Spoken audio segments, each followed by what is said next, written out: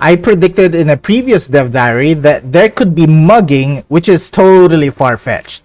But with the fourth Dev Diary, it states abandoned buildings can become occupied by homeless citizens. So homeless citizens are confirmed, so that means that we still have a chance of mugging as a type of crime.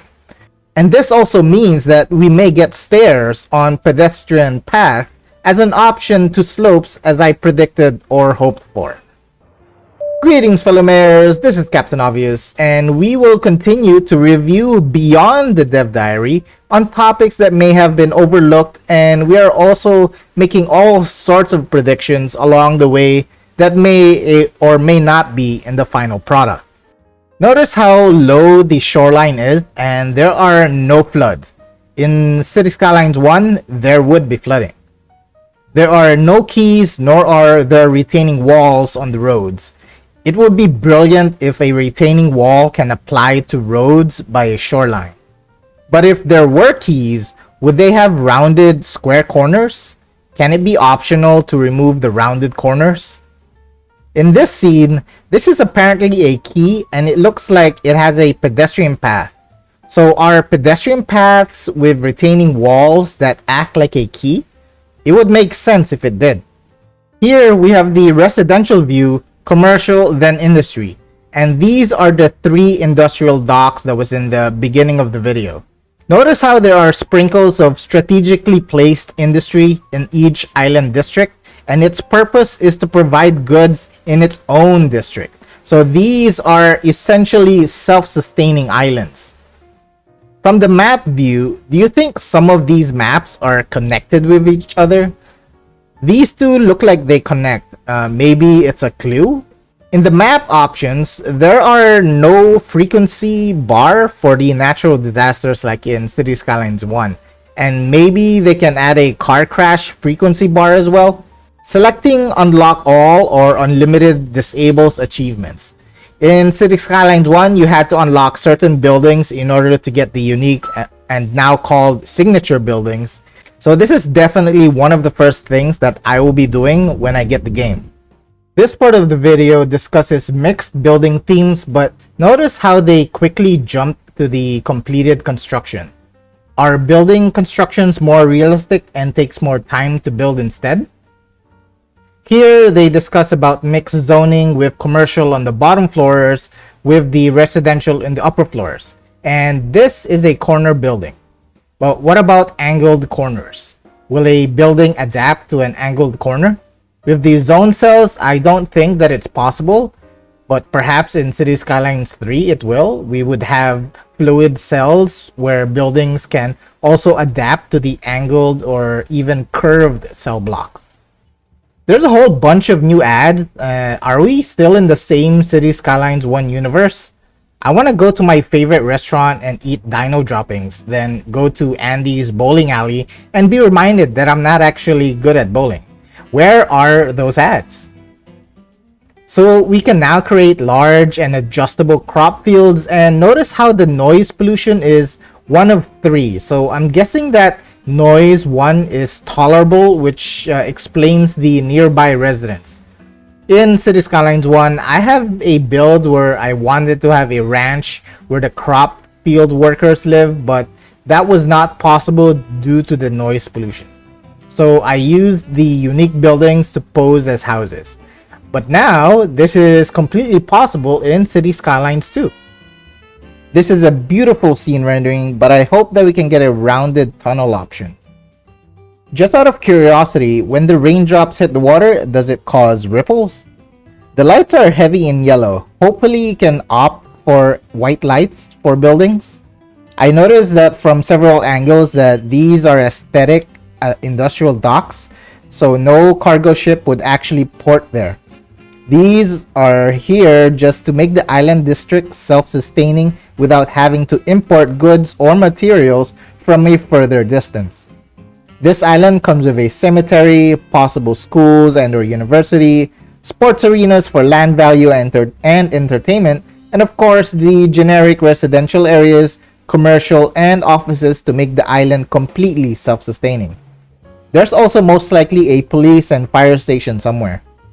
Here you can see the ferry or cruise ship docking at a stop, then would have to turn around because the bridge does not have enough clearance to go under.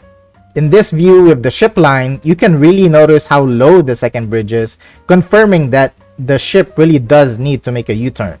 Here a taxi depot was plopped, and notice the thumbs down for most likely noise pollution, while in the interview video, it now has stars for land value and or happiness that goes to an extreme distance.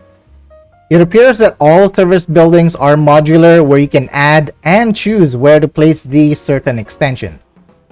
When this bus depot was plopped, notice the raised and sunken terrain in these buildings. It may appear that angled parked cars from CS1 is confirmed. In this view, notice the dividers in the residential areas that go in an angle. Are they automatic, or are these assets manually added? Now we are being introduced to waypoints, so you can direct buses to take certain road routes and not necessarily have a bus stop on those routes, unlike in City Skylines 1. This is a huge improvement. Near the cargo harbor are industrial zone buildings with minimal number of chimneys, unlike the Industrial Evolution content creator pack.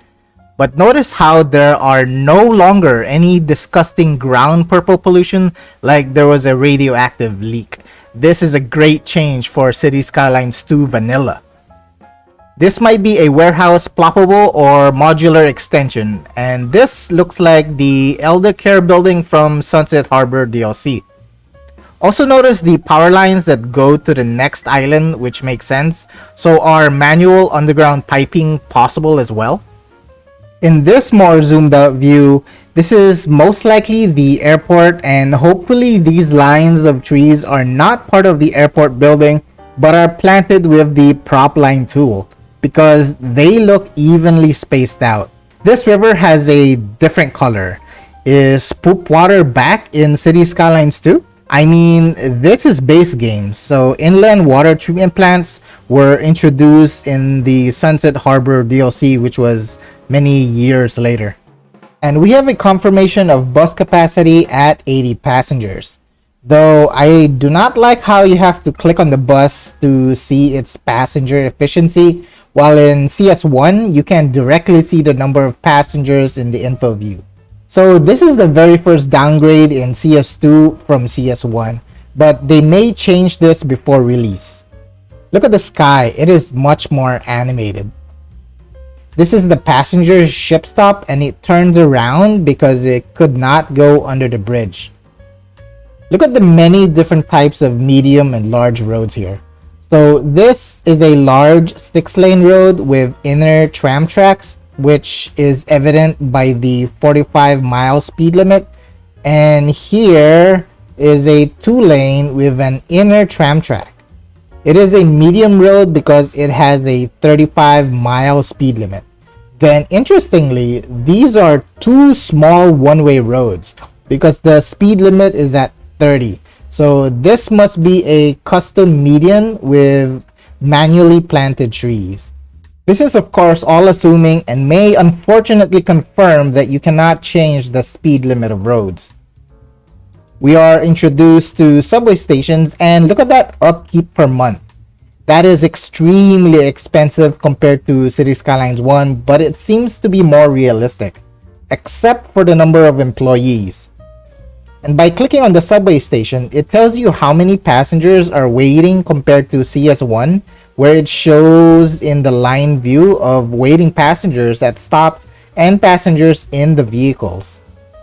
And look at the low noise pollution of this subway station. So this may mean that you can have residential buildings nearby. An available modular upgrade are dining, which is interesting. And again, more empty parking lots at what appears to be the airport. The above ground subway station and bus stop right across the airport makes complete sense, but I have never seen an airport with barely any cars parked. And lastly, there are no more Ghost Riders. We now have Sims actually riding the motorcycle. So these are my review and predictions from Dev Diary 3 and 4. Next week will be about city services, and gas stations are confirmed, but since there are vehicle crashes, will there be tow trucks? And of course, I am very excited if they were to feature the different types of crime. Again, my predictions of mugging is far-fetched, but they did add car crashes and rat infestations from an Xbox achievement leak. So they are giving us the sky is the limit possibilities, while some of our expectations are beyond time and space. So City Skylines 1 and 2 may not be the best game, but it is definitely the best city builder out there, and I enjoy the direction of where CS2 is going. In any case, that's it for today's video. I hope that you enjoyed my review and predictions, and I also have that list to update. You all take care. Until then, this is Captain Obvious, and I thank you for choosing to fly with Obvious Airlines. Have a great day, and I hope to see you in the next flight.